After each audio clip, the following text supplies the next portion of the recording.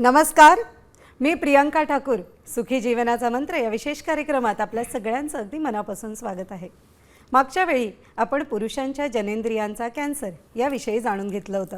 आजच्या भागामध्ये पुरुषांच्या प्युबिक एरियामध्ये वाढणारे अनावश्यक केस यावर आपण चर्चा करणार आहोत. खरं तर हे पूर्णपणे नैसर्गिक आणि अँड्रोजन डिपेंडेंट हेअर ग्रोथचे एक उत्तम असं उदाहरण आहे. मात्र ते अस्वच्छ असेल तर हायजीन, घाम, दुर्गंधी आणि अस्वस्थता निर्माण होऊ शकते. अशा वेळी योग्य काळजी घेणे हे अत्यंत गरजेचे आहे. यासाठी नेमके काय करावे, स्किन सेन्सिटिव्ह असल्याने कोणते प्रोडक्ट वापरावे, काय टाळलं पाहिजे, डॉक्टरांचा सल्ला कधी घ्यावा, प्रॉपर हायजीन कसे मेंटेन ठेवावे, या सर्वच गोष्टींविषयी आज आपण माहिती घेणार आहोत. त्या संदर्भात मार्गदर्शन करण्यासाठी आणि प्रेक्षकांच्या प्रश्नांना उत्तरं देण्यासाठी तज्ज्ञ आणि नामांकित डॉक्टर विजय दहिफळे या ठिकाणी उपस्थित आहेत. त्यामुळे कार्यक्रमाच्या सुरुवातीस डॉक्टर विजय दहिफळे यांच्याविषयी आपण जाणून घेणार आहोत एका व्हिडिओच्या माध्यमातून.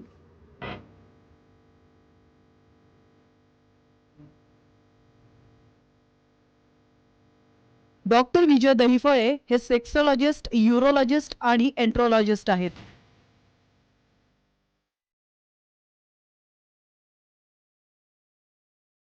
डॉक्टर दहिफळे यांचं क्लिनिक औरंगाबाद, हैदराबाद, दिल्ली, पुणे, नवी मुंबईतील नेरूळ, दादर, अंधेरी, कल्याण, नाशिक, अहमदाबाद आणि दुबईत देखील आहे. डॉक्टर नेहमीच देश विदेशात सेमिनार आणि कॉन्फरन्ससाठी जात असतात. तसंच सेक्स बाबतच्या सर्व समस्यांवरती ते मार्गदर्शन करत असतात.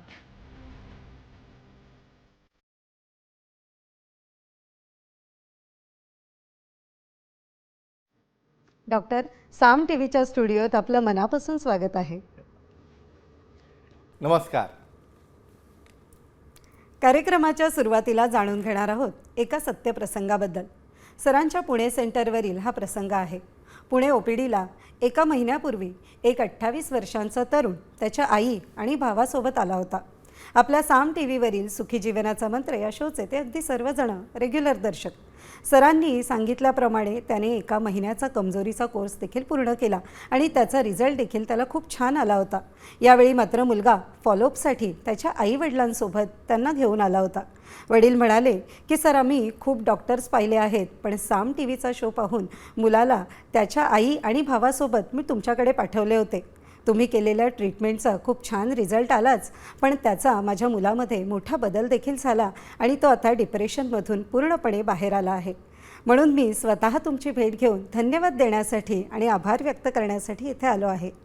आता आम्हाला पुढील महिन्याचा डोस देखील द्या, असे ते पुढे म्हणाले. त्यानंतर त्यांनी मुलाला थोडे बाहेर जाण्यास सांगितले आणि आई वडील दोघेही आतमध्ये थांबले.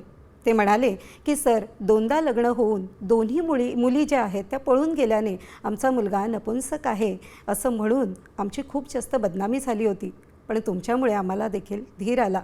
वडील पुढे म्हणाले की सर, मलाही एक प्रॉब्लेम आहे, म्हणून मी मुलाला या ठिकाणी बाहेर पाठवले. माझे वय आता जवळजवळ 55 वर्ष आहे आणि मला बीपीचा त्रास आहे. त्याचबरोबर मला खूप कमजोरी आणि शीघ्रपतनाचाही त्रास आहे. त्यामुळे माझी पत्नी देखील खूप नाराज असते. कधीकधी मला वाटते की हा कमजोरीचा आजार अनुवंशिक तर नाही ना, माझ्यामुळेच माझ्या मुलाला असे झाले नसेल ना. अशा विविध शंका माझ्या मनात येत होत्या, म्हणून मी स्वतः भेटायला आलो आहे. शिवाय मलाही ट्रीटमेंट सुरू करा, म्हणजे माझ्या बायकोचीही नाराजी दूर होईल. पत्नी त्यावेळी हळूच म्हणाली की मुलाचे हाल बघून आत्ता कुठे यांना तुमच्याकडे यायचे कळले. मी तर किती दिवसांपासून मागे लागली होती सरांना भेटा म्हणून. आता मुलाची बायको पळून गेल्यावर त्यांना हे कळले. सरांनी हस्तक्षेप करत वाढणारा विषय जो आहे तो त्या ठिकाणी थांबवला. मुलाच्या वडिलांना काउन्सिलिंग केले. कमजोरीसाठी 3 महिन्यांची त्यांना ट्रीटमेंट सुरू केली आहे.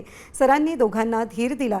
गरज पडल्यास P-shot therapy, vacuum therapy, shock wave therapy किंवा पेनाईल इम्प्लांट करू असे देखील सांगितले. दोघेही या ठिकाणी आता अगदी रिलॅक्स झाले होते. त्यांनी सरांचे मनापासून आभार मानले. ते म्हणाले की सर, तुम्ही आणि साम टीव्हीचा शो नसता तर आम्ही तुमच्यापर्यंत पोहोचू शकलो नसतो आणि भयंकर परिस्थिती निर्माण झाली असती, असे बोलून या ठिकाणी त्यांनी समाधान व्यक्त केले.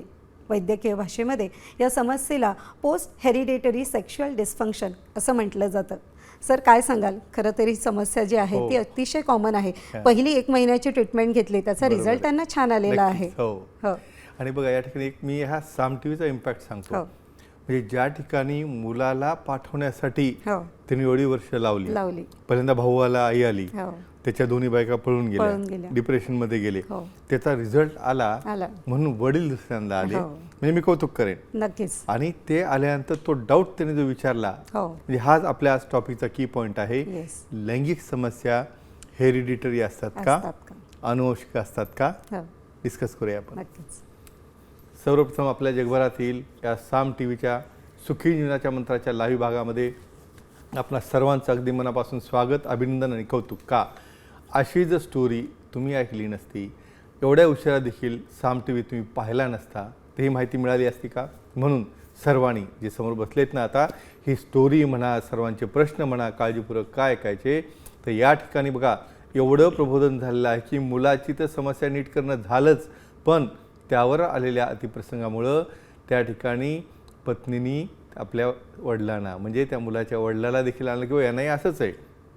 मग हेरिडिटरी असतो का? हा नक्कीच असतो. एक अभ्यास झालेला आहे, 30% पर्यंत जे प्रकारचे काही आजार आहेत ज्यामध्ये हेरिडिटरी असणारे, थायरॉईडचे आहेत, ग्लँडचे आहेत, ब्लड प्रेशर आहे, डायबिटीस आहे, हे जर ट्रान्समिट होत असेल, याचं जर कॉम्प्लिकेशन होत असेल, तर मग त्याचा परिणाम स्वीकार होत नसेल का?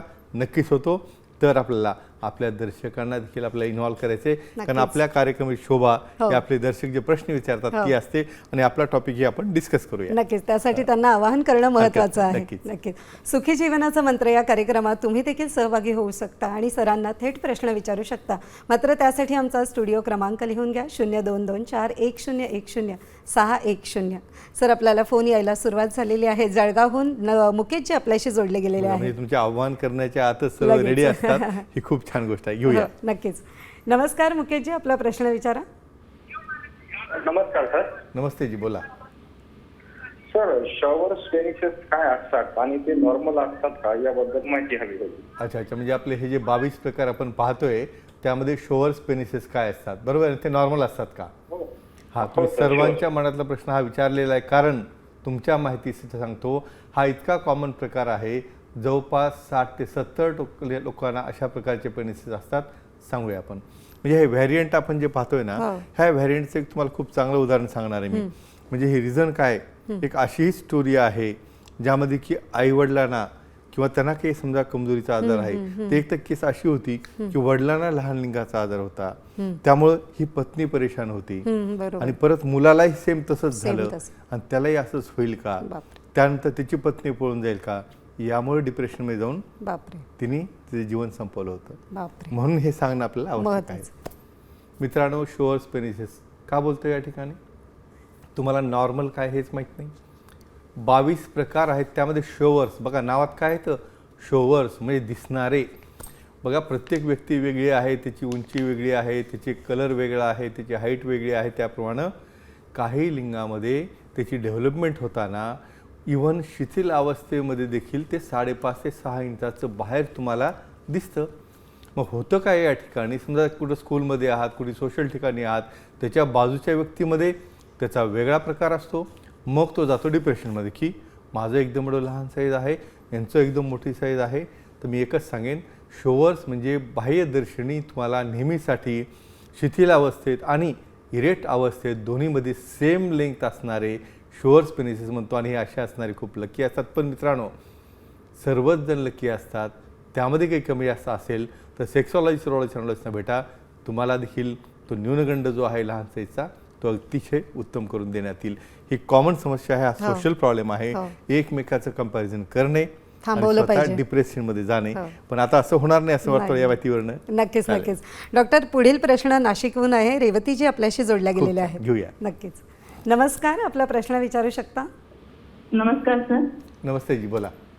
सर, हेरी पेनिसेस काय असतात आणि ते नॉर्मल असतात का, वा वा, त्याबद्दल माहिती आहे. खूप छान, एक्सलंट प्रश्न. कारण काय, आमचं जे टायटल दिलेलं असतं त्या टायटलला तुम्ही फॉलो करता आणि त्याप्रमाणे त्याची माहिती गुगलवर सर्च करता, तर हेरी पेनिसेस काय असतात. आणि परत मी तुम्हाला सांगेन, ज्या पद्धतीने पुरुषांबद्दल मी माहिती देतोय, लवकरच मी स्त्रियांचे जे विभिन्न आकार आहेत त्यावर देखील येणार आहे. का, कारण माझ्या मेलवर असे 2-3 प्रश्न आलेले आहेत, आणि आपला हा एपिसोड संपला की आपण त्यावर जाणार आहोत.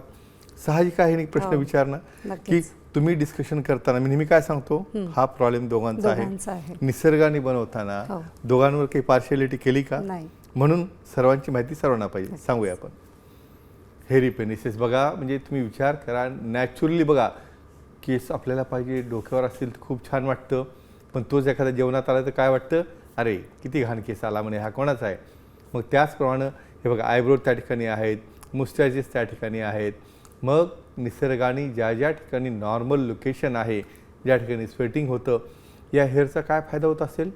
प्युबिक हेअर हे खालच्या ग्रोईन रिजनमध्ये असतात. ह्या हेअरचा फायदा त्या ठिकाणी काही फिरोमोन्स म्हणजे एक बॉडीला स्मेल जो असतो त्यामुळे तयार होत असतो. बऱ्याचदा त्या ठिकाणी काही कसल्या प्रकारचं काही इन्फेक्शन आहे किंवा काही कशाच्या फॉरेन बॉडी आहेत त्या ठिकाणी ते अडवण्यासाठी त्याचा उपयोग होतो. पण काही केसेसमध्ये जेनेटिक कारणामुळं, हेरिडिटीमुळं त्या ठिकाणी ती ग्रोथ लिंगाच्या अर्ध्यापेक्षा पुढच्या भागापर्यंत जाते. मी तर काही अशा केस पाहिलेल्या आहेत की अशा प्रकारचं केस असलेलं किंवा एक्स्ट्रा हेअर असलेलं मला नको आहे, माझा पार्टनर हा नॉर्मल नाही. मित्रांनो, घाबरू नका. यामध्ये अतिशय चांगल्या प्रकारच्या laser therapies, NDR therapies, epilation therapies आणि ॲडव्हान्स लेझर असल्यामुळं यातनं तुम्हाला नक्की बाहेर येतं. त्याचे सेटिंग असतात. तुम्ही सेक्सॉलॉजी सेंटरला भेटा आणि यातनं देखील तुम्ही बाहेर येऊ शकता. हा सोशल प्रॉब्लेम म्हणजे बघा, आपल्या डिस्कशनचं रिझन काय असतं की प्रॅक्टिकली जेव्हा मी उपडीत बसतो तुम्हाला फार लहान गोष्ट वाटते हो, पण पर्सनल लेवलला समजा ती आवडली नाही ना, इतकी टोकाला भांडणं जातात की मला शेवटी ते थांबवण्यासाठी त्यांना ट्रीटमेंट देऊन आणि नॉर्मल काय ते समजावून सांगावं लागतं. मला वाटतं हे त्यांना कळलं असेल. नक्कीच नक्कीच. डॉक्टर, पुढील प्रश्न शेगावहून आहे. योगेशजी आपल्याशी जोडले गेलेले खूप छान. आहेत. घेऊया. नक्कीच. नमस्कार योगेशजी, आपला प्रश्न विचारू शकता. विचारू शकता. 41 आहे. ओके, पुढं. वय 41 वर्ष आहे. तुम्हाला काही लैंगिक समस्या वगैरे आहे का, काही अडचण आहे का, बिंदास विचारा, कारण ते सांगायलाच आम्ही इथं बसलेलो आणि हाच टाईम आहे तुम्हाला विचारायचा. बोलू शकता तुम्ही. हो हो आहे. येते का माझा आवाज? बरं, बोलत राहा ना तुम्ही. काय काय समस्या आहे. पहिल्यासारखं माझं आणि माझ्या पत्नीचं संभाषण होत नाही आहे त्या गोष्टीमध्ये. बर बर, आणखी काय होतं. म्हणजे मी माझी पत्नी पहिल्यासारखी खुश करू शकत नाही. बर, आता तुमचं वय किती आहे सांगा मला. 41. बर, तुम्हाला काही कमजोरी, शिथिलता वगैरे वाटते का. तुमचा पार्टनर तुम्हाला साथ देत नाही, काय वाटतं तुम्हाला. नाही, माझी कमजोरी नाही आहे मला. हां, मी 41. पण तुमची पत्नी तुम्हाला तेवढा प्रतिसाद देत नाही, बरोबर आहे. ठीक आहे, काही हरकत नाही. नक्कीच तुम्हाला सांगूया की तुम्हाला अशा पद्धतीची समस्या काय आहे, नक्की तेव्हा आपण डिस्कशन करूया. हा देखील अतिशय कॉमन प्रश्न. एकमेकावर एकमेकांना नेहमी आरोप आणि प्रत्यारोप करणं. आणि मी कधीही सिंगल हिस्ट्री घेत नाही, दोघांची. कारण मी एका साईडची बाजू मांडून त्याला न्याय देणं शक्य होत नाही. पण दोघंही कपलला यायला का सांगतो, कारण खरं काय तेव्हाच मला कळतं. सांगूया आपण. मित्रांनो, जसं आपण BP झाला, डायबिटीज झाला, आणखी काही आजार झाला, लपवता का नाही ना, हातामध्ये मस्त फाईल घेऊन फिरता, दाखवता. मग अशा केसमध्ये दोघांचं कोऑर्डिनेशन, आपल्याकडं दोन्ही पार्टनरमध्ये संभाषणाचा एवढा अभाव असतो की तुमच्यामध्ये हे ॲक्टिव्हिटीबद्दल तर बोलायचंच नाही, आणि ती कशी झाली, तुम्हाला छान वाटलं का, तुम्ही सॅटिस्फाय झाले का, हे तर फार लांब राहिलं. मग आता ह्यांचा काय प्रश्न आता की माझा पार्टनर मला प्रतिसाद देत नाही. बरं, तुम्हाला कमजोरी आहे का विचारलं, तुम्ही म्हणता मी फिट आहे, आणि समजा नंतर शेवटी पार्टनर कधी सोबत आला ना, अहो सर मी नेहमी तयार असते म्हणे, माझं खूप कोऑपरेशन आहे, पण ते तयार नसतात किंवा ते परफॉर्म करू शकत नाही. असे भांडणं करण्यात काही अर्थ नसतो. तज्ज्ञांना बऱ्याचदा मी दोघांनाही बोलवतो, कारण तुम्ही किती फिट आहात, तुम्हाला काही लैंगिक समस्या आहे का, किंवा समोरच्या तुमच्या पार्टनरला असं करण्यामागचं कारण काय.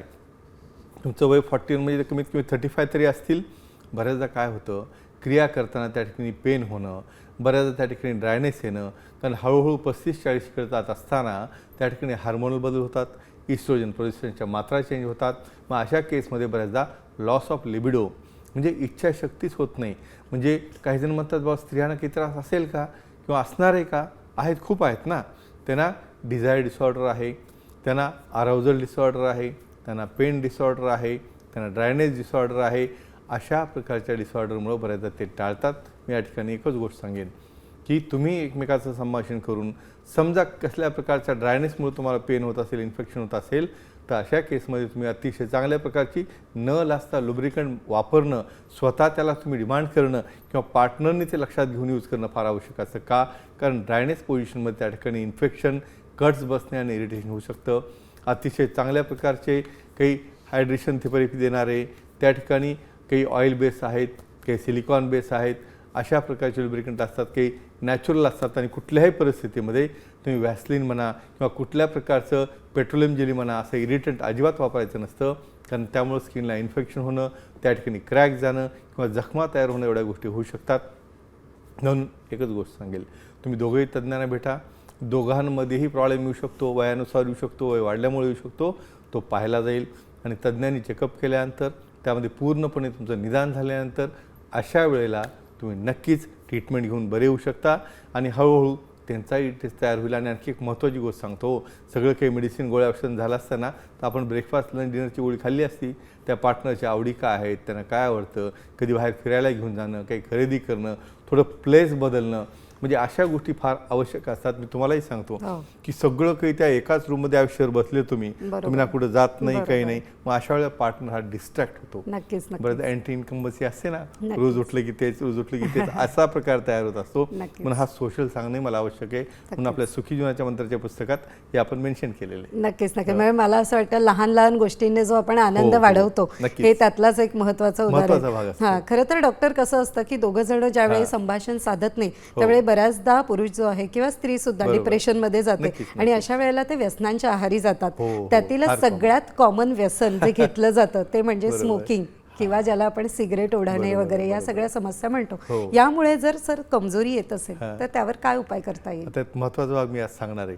बरेच जणांना काय वाटतं व्यसन फक्त पुरुष करतात. नाही, आता हा भाग नाही. नाही, यामध्ये मी दोघांबद्दलही सांगणार आहे आणि स्मोकिंग कसं अफेक्ट करतं आणि काय परिणाम होते पाहूया आपण. नक्कीच. मित्रांनो, प्रत्येक गोष्ट जर लिमिटमध्ये असेल ना ती नॉर्मल असते. एकदा मर्यादा क्रॉस झाली, लिमिट क्रॉस झाली म्हणजे काय की बऱ्याचदा आपण काय करतो, म्हणजे फार आनंद झाला म्हणून पण एखादं व्यसन करायचं, वा मी आज फार खुश आहे आणि मी फार डिप्रेस झालो, माझ्यावर खूप टेन्शन आलं म्हणून पण स्मोकिंग करायचं. मग विचार करा की अशा प्रकारे समजा तुम्ही स्मोकिंग केलं, ऑकेजनल असेल, लिमिटेड असेल, मी काही त्याला प्रबोधन करत नाही करायला पाहिजे म्हणून, कारण मी बंद करा म्हणण्याने पण तुम्ही बंद करणार हे मला माहिती आहे. या ठिकाणी एका दिवसामध्ये 20-20 सिगारेट आणि चेन स्मोकिंग तुम्ही असणारे काही जण असतात, त्याचा डायरेक्टली परिणाम हा होत असतो तुमच्या लिंगाच्या फ्लोवर, ब्लड फ्लोवर, इपिथेलियमवर. काय होतं असं, यामध्ये अतिशय टॉक्सिक पदार्थ आहेत. निकोटीन आहे, कार्बन मोनॉक्साईड आहे, सायनाईड आहे. असे ऐकल्यानंतर तुम्ही म्हणाल ते घ्यावं का न घ्यावं? अहो, त्याला किती फिल्टर लावा, भले ते काही इलेक्ट्रॉनिक असेल किंवा काही असेल, त्यामुळं काही होत नसतं. एकच गोष्ट सांगेन, तुमचं फिटनेस कसं आहे आणि तुम्ही ते टॉयलेट करू शकता. कारण एका सिंगल सिगारेटमुळे देखील लिंगाकडे जाणारा ब्लड फ्लो हा 50% कमी होतो. एवढंच नाही, त्याचबरोबर तुमचे लंगचे होणारे आजार तिथे लांब राहिले, पण फर्टिलिटी, तुमचे स्पर्म देखील क्वालिटी ही डाऊन व्हायला लागते, त्याचा DNA खराब होतो, त्याची मोटिलिटी खराब होते, त्याला बाळ राहत नाही, त्याला प्रेग्नन्सी होत नाही. आणि आता दुसरा भाग मी जसं बोललो प्रियंकाजींना, स्त्रियांमध्ये देखील सध्या अतिशय कॉमन प्रकार आहे स्मोकिंगचा आणि त्यांच्यामध्ये चेन स्मोकिंग असेल, अतिशय वाईट साईड इफेक्ट होत आहेत. त्यांना फर्टिलिटी होण्यापासून दूर जावं लागत असे. का? कारण त्या ठिकाणी ओव्ह्युलेशन होत नाही आहे. त्या ठिकाणी अर्ली मिनोपॉज, म्हणजे वय 45-50मध्ये तुमची पाळी जायला पाहिजे, तुम्ही 30-35मध्ये मिनोपॉजमध्ये चाललेले आहात. मग ड्रायनेस डिसऑर्डर आहे, पेन होणं आहे, लॉस ऑफ लिबिडो आहे, ऑर्गॅझम न होणं आहे. तर मित्रांनो एकच सांगतो, हळूहळू व्यसनातून तुम्ही बाहेर या. नक्कीच व्यसन कमी केल्यानंतर तुम्हाला परत ते रिगेन होणार सप्लाय. आणि जर नाही झाला तर सेक्सॉलॉजी, न्यूरोलॉजिस्ट आहेत, ट्रीटमेंट घेतल्यानंतर अतिशय चांगला रिझल्ट तुम्हाला मिळेल. मला वाटतं हळूहळू मी बंद, हे बघा सांगून उपयोग नाही असा, पण कमी म्हणजे फ्रिक्वेन्सी जरी कमी केली तर त्यांचं लैंगिक आयुष्य चांगलं होतं. बरेचदा माझ्याकडे असे येतात म्हणे, आता माझी प्रेग्नन्सी राहणार आहे म्हणे, मला स्मोकिंगची सवय, मग मी कितीदा करू? अजिबात प्रेग्नन्सीमध्ये कुठल्याही प्रकारे स्मोकिंग करायचं नसतं. नाही तर बाळाच्या डेव्हलपमेंटवर, बाळाच्या ब्रेनवर, आणि तुम्हाला नंतर मतिमंद बाळ पाहिजे असतं का? नाही ना. म्हणजे तुमच्या एन्जॉयमेंटसाठी येणाऱ्या प्रोजिनीला परिणाम करणे हे चुकीचं आहे. म्हणून आपला इथनं हे समुपदेशन सगळ्यांना मला वाटतं सर्वांना समजलं असेल. नक्कीच. अतिशय महत्त्वाचं देखील आहे डॉक्टर ते. डॉक्टर, आता आपण आलो आहोत कार्यक्रमाच्या महत्त्वाच्या भागात, म्हणजे भाग्यवान विजेता. नक्कीच सांगूया आपण. माणिक पाटील कोल्हापूरचे, मागच्या वेळेसचे विजेते आपल्या सेंटरला आले, त्यांनी प्रोटीन घेतलं, गिफ्ट गेलं, अतिशय आनंद व्यक्त केला आणि आपल्या मित्रांसाठी देखील ती पुस्तकं घेऊन गेले. आणि मित्रांनो, तुम्हाला देखील असं सहभागी व्हायचं असेल, तुमच्या शंका दूर करायच्या असतील तर या ठिकाणी लकी ड्रॉ आहे, आता मॅडम काढतील, पाहूया आता कोण लकी विनर आहे तो, पाहूया. तुम्ही मिक्स करा त्याला. आणि जवळपास सर्व जणांची आता बक्षिसं घेण्याचा नंबर हा वाढलेला आहे. आणि हा एकच चला करूया आपण, आता कुठे गेलो पाहूया आपण. चला, आता आपण मुंबईतच आहोत, अंधेरी. चंदू लोखंडे यांचं अगदी मनापासून अभिनंदन. का? कुठल्या प्रश्नाला उत्तर दिलं त्यांनी? या ठिकाणी थायरॉइडायटिस म्हणजे थायरॉइडचं इन्फेक्शन असेल तर त्याचा परिणाम तुमच्या लैंगिक आयुष्यावर होतो का? नक्कीच होतो. स्त्रियांमध्ये देखील होतो, पुरुषांमध्ये देखील होतो. हायपोथायरॉइडिझम म्हणजे थायरॉइडच्या लेवल जर कमी झाल्या, सेक्स ड्राईव्ह कमी होतो, लिबिडो कमी होतो, त्या ठिकाणी तुम्हाला ड्राय इजॅक्युलेशन व्हायला लागतं. दुसरा भाग, इव्हन हायपरथायरॉइडिझम जरी असेल तर अशा केसेसमध्ये त्या ठिकाणी तुम्हाला डिले इजॅक्युलेशन आहे, अराउजल न होणं आहे, तुम्हाला त्या ठिकाणी इच्छाशक्ती न होणं आहे, अशा बऱ्याच गोष्टी होऊ शकतात. तर ह्यांचं खरंच अभिनंदन, खूप छान उत्तर दिलं आहे आणि आपल्या जवळच्या सेंटरला येऊन त्यांनी ते पुस्तक घेऊन जावं. आणि अशाच पद्धतीने तुम्हाला देखील जिंकायचं असेल तर तुम्हाला प्रश्न विचारायला लागेल. तर काय प्रश्न आहे? सिगारेट स्मोकिंगमुळे तुम्हाला कमजोरी येते का? आणि आले असेल तर काय करायला पाहिजे? याचं उत्तर तुम्हाला इथे गुरुवारपर्यंत द्यायचे. डायरेक्ट फोन करा, मेसेज करा, टेक्स्ट करा किंवा आमच्या टीमला तुम्ही बोलून सांगू शकता. मागच्या आठवड्यातला इव्हेंट्स तुम्ही पाहू शकता. या ठिकाणी अतिशय महत्त्वाचं एक ॲफिलिएशन ज्याला म्हणतो आपण, दादर येथील आपल्या एच.एम. दहिफळे हॉस्पिटलला या ठिकाणी सेक्शुअल या थिंग अवेअरनेस, वेलनेस आणि त्याचे इन्स्टिट्यूट, ज्यामध्ये की आपण ट्रेनिंग प्रोग्राम आहे, ज्यामध्ये त्यांना पूर्ण प्रकारचे थेरपीज आहेत, त्यामध्ये बऱ्याच प्रकारच्या कॉस्मेटिक ट्रीटमेंट्स आहेत, त्याचबरोबर सेक्शुअल अवेअरनेसबद्दल, त्याच्या काउन्सिलिंगबद्दल आणि त्याचबरोबर ट्रेनिंग प्रोग्राम्सबद्दल देखील त्या ठिकाणी सर्वांना हे ज्ञान घेण्याचा चान्स मिळणार आहे. आमच्या वेबसाईटवरती पूर्णपणे डिटेल्स असतात. नक्कीच अशा प्रकारच्या रिकग्निशन झाल्यामुळं खूप जणांना याचा लाभ घेता येईल. आणि जे आपलं पुढचं ध्येय आहे की आपल्याला हे लैंगिक शिक्षण काळाची गरज, हे सर्व तोपरी खेड्यापाड्यापर्यंत, तालुक्यापर्यंत, जिल्ह्यापर्यंत पोहोचलं पाहिजे, हे आपलं एम आहे. आणि त्यामुळंच आपण या ठिकाणी हा टीचिंग कोर्सेस सुरू केलेले आहेत. आणि नक्कीच याचा सर्वांनी लाभ घ्यावा, नक्की आम्ही या ठिकाणी आवाहन करतो. आणि आमच्या पूर्ण आठवड्यामध्ये झालेले इव्हेंट जे आहेत त्या ठिकाणी पुस्तकांचे गिफ्ट देणं आहेत, आमचे गेस्ट्स आहेत किंवा डॉक्टर्स विजिट्स आहेत, ह्या गोष्टी नेहमी सुरू असतात. आणि अशा पद्धतीने सर्वजण मिळून या ठिकाणी या सुखी जीवनाच्या मंत्राचा प्रचार आणि प्रसार करत असतात, जेणेकरून प्रत्येकाच्या आयुष्यामध्ये सुखी जीवनाचा मंत्र सुरू होणं हे अतिशय आवश्यक असतं. आणि बाकी प्रियंकाजी तुम्ही सांगू शकता की कशा पद्धतीने हे जे आपलं अभियान आहे, ही जी आपली इन्स्टिट्यूट आहे, म्हणजे इन शॉर्टमध्ये इस्वास नावाने आपण तयार केलेलं आहे, त्यामध्ये institute of sexual wellness and andrology studies. कारण खूप जणांना अँड्रॉलॉजी काय माहीत नसतं. परवा इकडे एक पेशंट आलेला, सर म्हणे कुठं जायचं कळत नव्हतं, अँड्रॉलॉजी म्हणजे काय समजत नव्हतं. त्यामुळेच आपण ही इन्स्टिट्यूट सुरू केले. मला वाटतं आता सर्वांना याचा नक्कीच लाभ होणार. नक्कीच. खरं तर अभिनंदन सर, सर्वात आधी तुमचं. खरं तर याच्या नावामध्येच विश्वास म्हटलं की विश्वास हा नावातच त्याच्या आलेला आहे. त्यामुळे नक्कीच प्रेक्षकांना फायदा होणार. सुखी जीवनाच्या मंत्रावर जो विश्वास आहे तो चिरकालीन राहणार आहे. नक्कीच. सुखी जीवनाचा मंत्र या विशेष कार्यक्रमात आता वेळ झाली आहे इथेच थांबण्याची. मात्र त्यापूर्वी सर, आपण वेळात वेळ काढून उपस्थित झालात, आमच्या प्रेक्षकांच्या प्रश्नांना उत्तरं दिली, त्याबद्दल तुमचं मनापासून आभार. धन्यवाद. पुन्हा भेटूया नव्या विषयासह. तोपर्यंत शुभरात्री. नमस्कार.